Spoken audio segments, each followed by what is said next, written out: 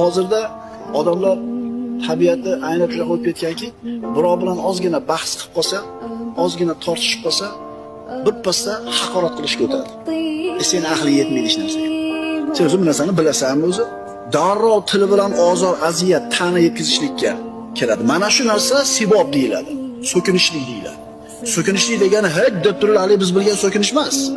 Sen hech narsaga aqli yetmaydi, farosati yo'q odamsan, sen mana qilsan deyaptim, shu ham so'kinishlik bo'ladi. Modomiki siz gapirayotgan gapdan ham suhbatingiz ozor chekyaptimi? Demak bu so'kinishlik deyiladi. Ammo iymonlik, tarbiyalik, axloqli kishi 10 soat bahs qilishi mumkin siz bilan. Lekin biron marta sizni dilingizni og'ritadigan so'zni gapirmaydi. Birodarlar, bunaqa odobni qayerdan olasiz?